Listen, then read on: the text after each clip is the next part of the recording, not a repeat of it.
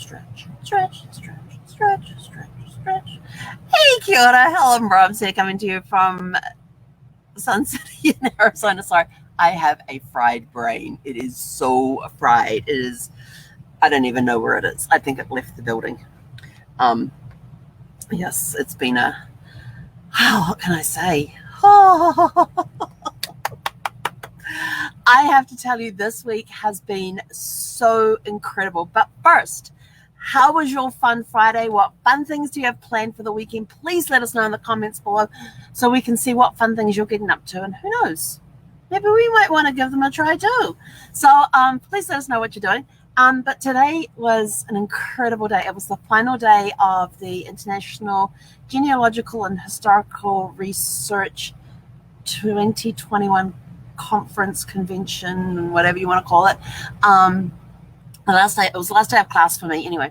And we had an amazing time. This week I honestly cannot describe how incredible this week has been, how valuable this week has been, how much I have enjoyed the end of every day when we've, well, not enjoyed the end of the day, but at the end of the day, how I've felt every day about more confidence building with my genealogy business, as well as in my research and stuff too, because this week has shown me so many more resources that are available for me to search than I thought possible.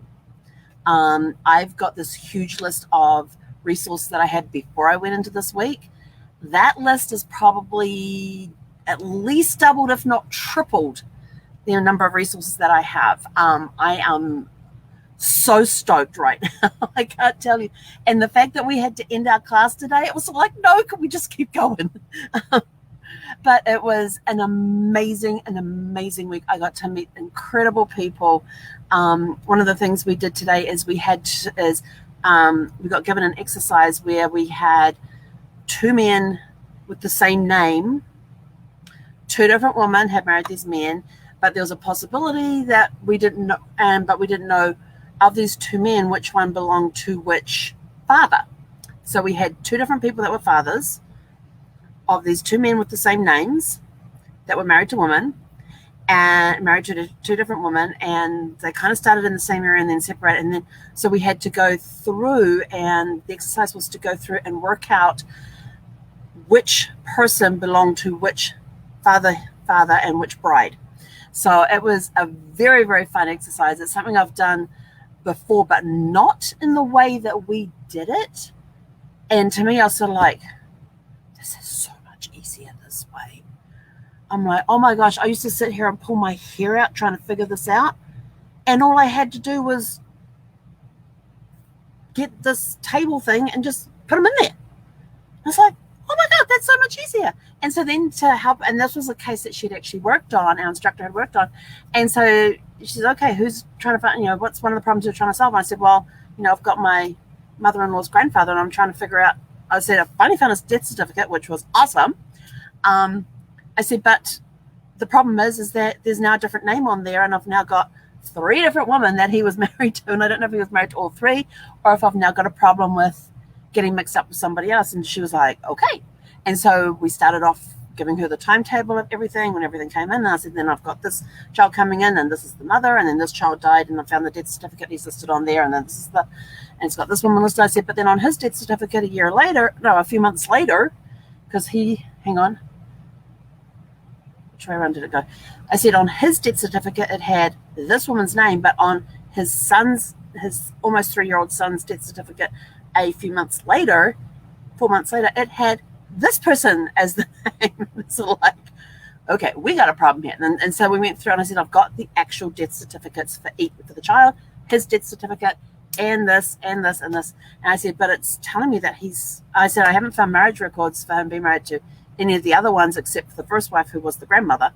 I said, but somewhere along the way, I said, this is what my whole problem was, is that I had death dates in one part of town, one part of the country, and another death date in another part of the country. And I was trying to figure out which one's supposed to be correct. Then I finally found the death certificate, and the death certificate matched up with all of the information that I had for him already that had been verified, like his birth date and this date, and that had all matched up, but it's got this completely different woman. And so now they're sort of like thinking, well, maybe he is not the father of their child. And I was like, but the information on his death certificate, on the child's death certificate, matches up with what I've got everywhere else. So, but she gave me a good start, a good foundation, a good frame to work in. So now I can go and comfortably and confidently work on that problem, trying to figure out how many times was this guy actually married, and is he really the father of all these different children?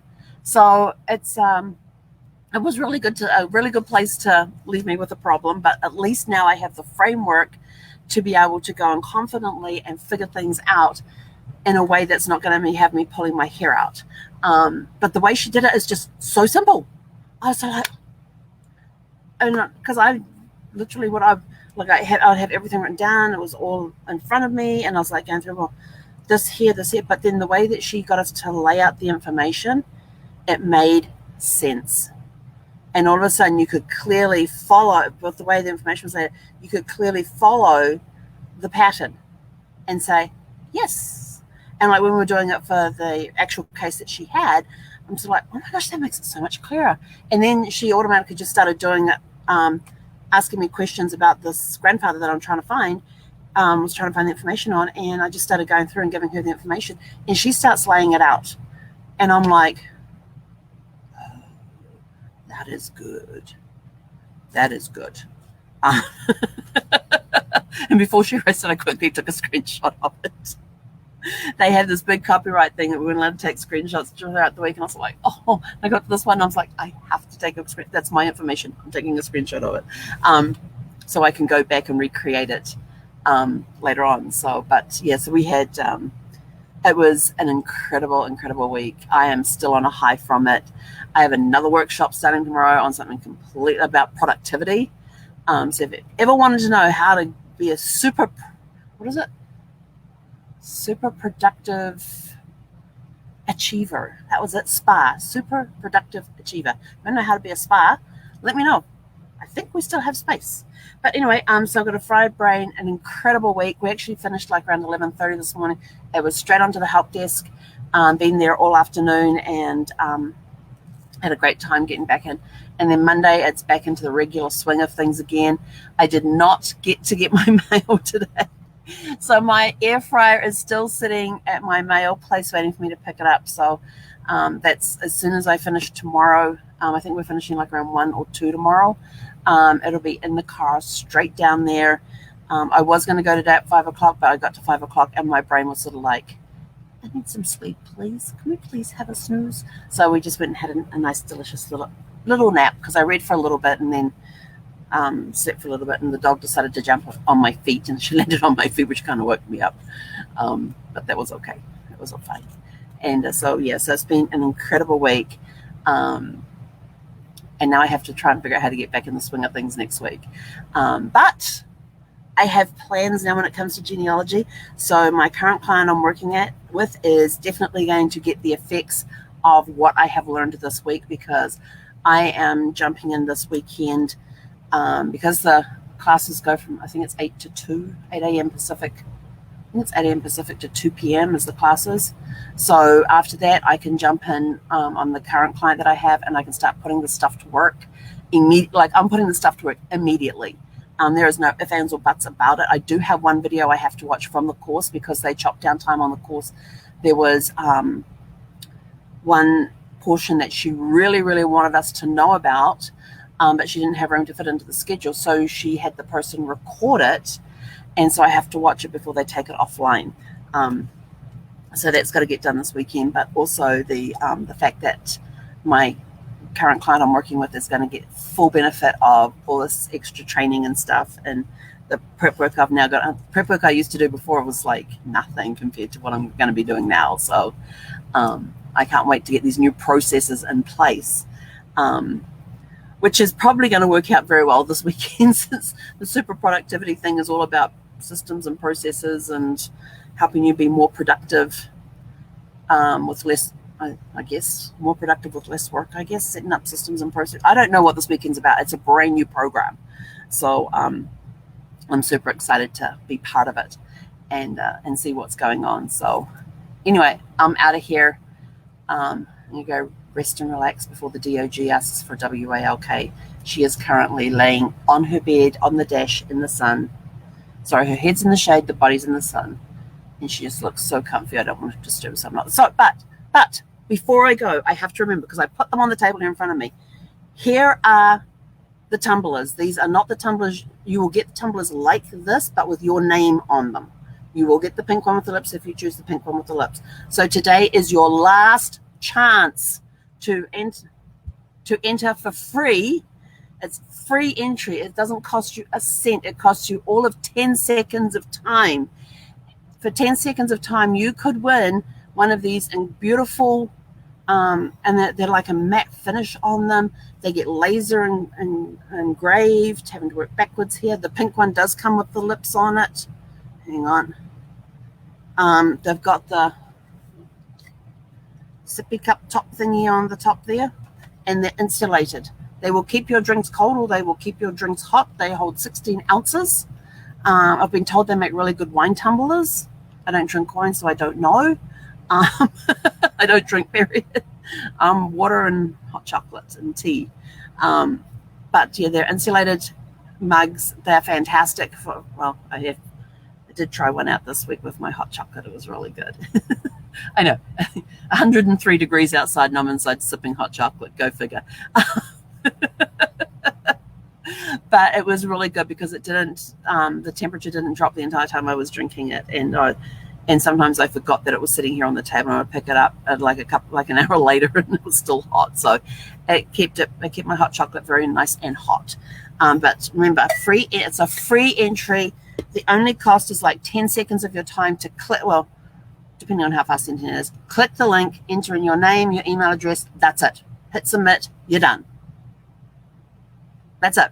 And then go check your email, because in your email, you will get an email that has links to the ebook, Family Tree Decoder, which is all about studying your family tree research. The reason why genealogy is so important, why it's important to trace your roots, to do your family tree research. Talks a little bit about the DNA in there as well. Then there's the article, What Unicorns Can Teach You About Magic, and 5 easy ways to make your life more exciting. So it's your last chance. We close at midnight tonight, Pacific time. So for those of you on the East Coast, you have until 3 a.m. Saturday morning on July 31st. So we are on the eve of a 2-year celebration. I don't even know what I'm going to do tomorrow. I suddenly realized, I'm like, oh, that's right. Saturday we're celebrating 2 years of Facebook Lives, and yeah, I have nothing planned. I shouldn't say that. I'm going to get something worked out. I'm going to find my pom. I think I still have a pom-pom left. I don't know. We'll figure it out. Maybe just have a whole bunch of people come on with me and join me. See who wants to come join me. Just an impromptu party or something. I don't know. I haven't decided yet. It's been a very busy week. But anyway, so if you want to win one of these amazing, incredible, pink with lips, black without, let us know, and just go into the drawing, and you could be the winner of one of these incredible tumblers. And all it's going to cost you is 10-15 seconds to type in your name, your email address, and hit a submit button. Just go to havetowin.com. It really does. It's just name, email address, boom, bang, done. That's it. It's that easy. Midnight tonight we close, Pacific time. So go click I think I put the link in the description. But anyway, last chance to do that today. Tomorrow night at 6 p.m. Pacific, we will do the live drawing of the for the tumblers, and we're giving away 2. So the winners get to pick if they want black or pink. They can both choose pink. They can both choose black. One can choose pink. One can choose black. It's completely up to them. And then they let us know what they want inscribed on them, and that will go out in the mail on Monday. That's how quick it is.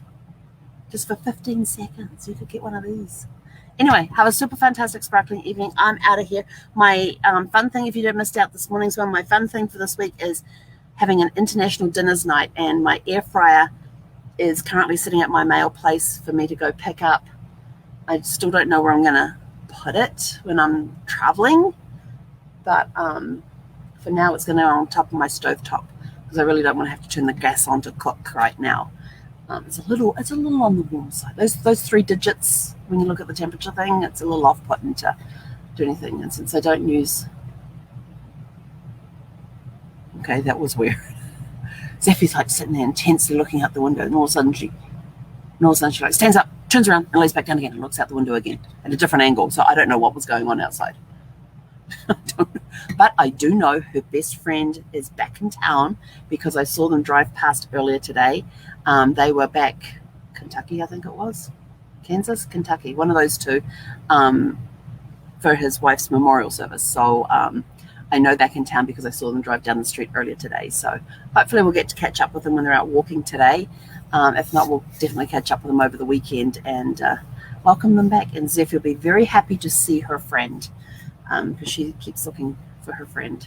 So anyway, I'm out of here. Go have a super fantastic, sparkling rest of your Friday evening.